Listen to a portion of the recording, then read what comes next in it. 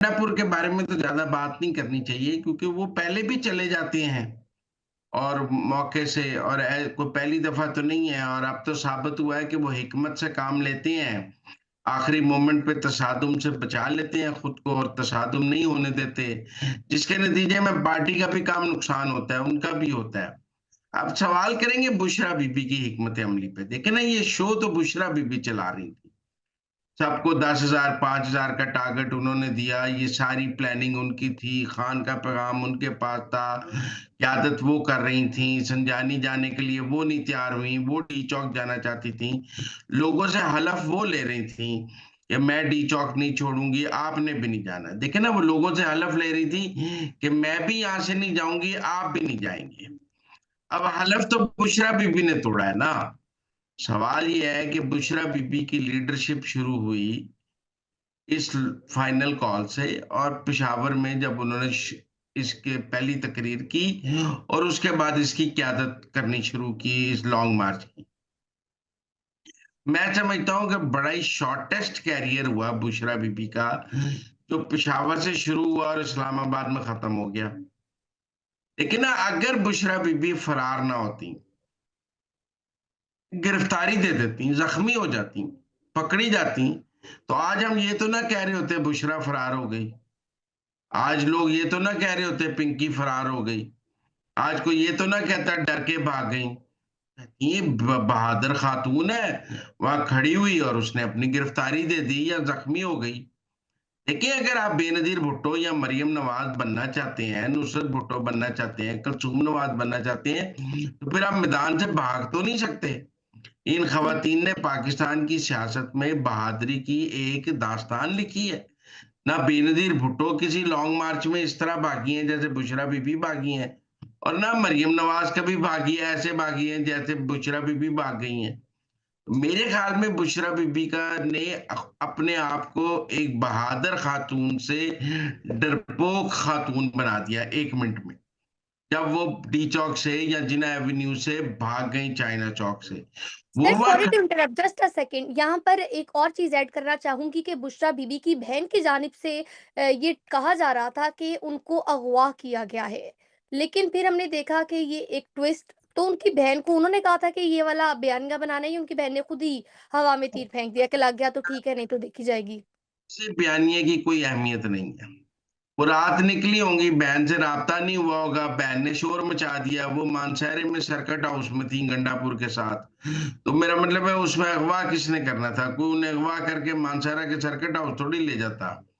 वो गंडापुर के साथ मानसहरा, वो बता दें कि उन्हें आईएसआई उठा के ले गई थी कि जिना एवेन्यू से, तो हम फिर भी मान लेंगे। वो ना जाती ना मानसहरे, वो कहती मुझे गिरफ्तार कर लें, मुझे आईएसआई उठा के ले गई है। देखिए, ये लीडरशिप का टेस्ट होता है क्राइसिस में। भगौड़े लीडर नहीं हो सकते, भगौड़ी लीडर नहीं हो सकती। तो पहली बात तो ये है कि ये फाइनल कॉल कामयाब हुई या नाकाम हुई, बुशरा बीबी एक डरपोक लीडर के तौर पर सामने आई, जो उन्होंने अपने चंद दिनों में इमेज बनाया था कि वो खान की बड़ी वफादार है, वो बहुत मजबूत खातून है, वो ना डर है, उनके पास जिन है, उनके पास मौक्कल है। पता लगा कि उनके पास कख भी नहीं है ना, आप मेरी बात समझे, और वो जी। मौका से फरार हो गई। अगर मैं, वैसे तो कोई लाशें नहीं गिरी हैं, लेकिन मैं तहरीक इंसाफ की बात मान लेता हूँ जी, लाशें गिर रही थी।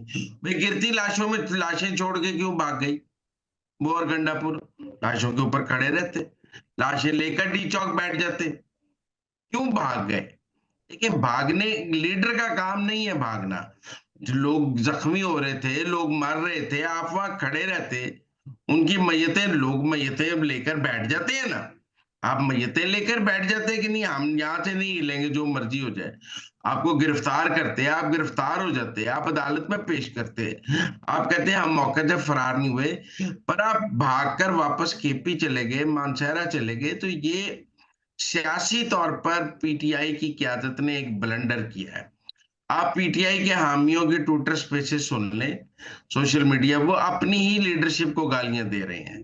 वो गंडापुर को गालियां दे रहे हैं, वो बुशरा को गालियां दे रहे हैं, हमाद अजहर को गालियां दे रहे हैं, शेख वकास अकरम को गालियां दे रहे हैं, सलमान अकरम राजा को गालियां दे रहे हैं, असद कैसर को गालियां दे रहे हैं, उमर अयूब को गालियां दे रहे हैं। मतलब इस वक्त पीटीआई के जो ओवरसीज कारकुन हैं, जो जो कारकुन इस एहतजाज में शरीक थे, वो भी अपने लीडरों को गालियां दे रहे हैं। तो पहली बात तो आप ये समझिए कि कुछ ना कुछ तो लीडरशिप ने गलत किया है ना, कि जी। कारकुन के सोशल मीडिया ट्रॉल सब उनको गालियां दे रहे हैं। तो मेरे ख्याल में या तो आपको ऐसी कॉल देनी नहीं चाहिए, अगर आप ऐसी कॉल दे दें तो फिर पीछे नहीं हटना चाहिए। आप पीछे हटेंगे तो ये सियासी खुदकुशी होगी, और तहरीक इंसाफ की क्यादत ने अपनी सियासी खुदकुशी की है। मैं समझता हूँ तहरीक इंसाफ को तो जो नुकसान होना था हुआ ही है। मैं समझता हूँ कि तहरीक इंसाफ को जितना नुकसान 9 मई को हुआ के बाद हुआ, उतना ही नुकसान 26 नवंबर के बाद भी हुआ। ये भी एक और 9 मई है। देखिए 9 मई के बाद पार्टी टूट गई, 9 मई के बाद कारकुन बददिल हो गया, 9 मई के बाद उनकी जो मुजाहमती सियासत की ताकत थी वो खत्म हो गई, और वो साल डेढ़ तक कोई जलसा जुलूस भी नहीं कर सके। 26 नवंबर भी इसी तरह का 9 मई है। इसके बाद तहरीक इंसाफ की मुजाहमती सियासत ताकत और खत्म हो गई, और अब एक लंबे अरसे तक वो कोई बड़ी सियासी एक्टिविटी नहीं कर सकेंगे। तो ये फाइनल कॉल वाकई फाइनल कॉल साबित हुई, क्योंकि इसके बाद कोई कॉल नहीं दी जा सकेगी। तो ये फाइनल कॉल थी और नाकाम हो गई, इसके बाद कोई कॉल नहीं दी जा सकती। और हुकूमत ने इसको मिस कॉल बना दिया। ये मिस कॉल तो ना हुई, फाइनल कॉल थी। वो डीजो तक पहुंचे, वो देखिए कामयाबियां अपनी जगह मौजूद है। क्या आपने सारी रुकावटें अबूर की, आप पहुंचे, हिकमत अमली नहीं थी। कारकुन ने बहुत बहादुरी का सामना किया जब वो अटक से निकला। कारकुन बहादुर निकला, लीडर डरपोक निकले।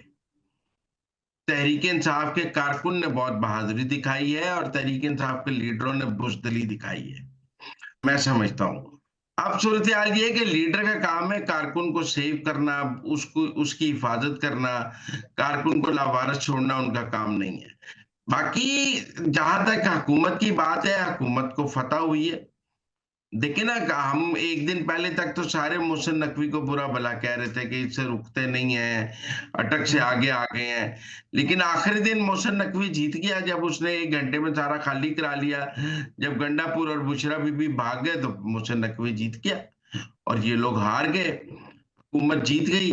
अब देखिए, कह रहे हैं जी बड़ा मैसेकर हो गया, 200 लाशें गिर गई, 100 लाशें गिर गई, ये हो गया।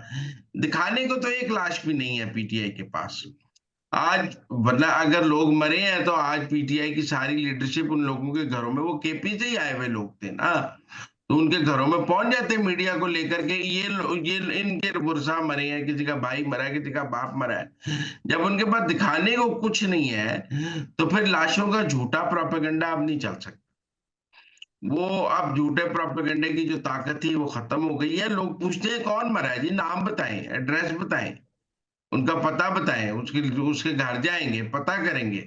तो जब आपके पास कोई कवायफ नहीं है, लाशों का कोई अता पता नहीं है, कोई गुमनाम लोग तो नहीं मर सकते ना, उसका कोई शनाख्ती कार्ड होगा, कोई जी। उसके साथ आया होगा। तो मेरे ख्याल में ये झूठा प्रोपेगेंडा भी नहीं चल सकेगा।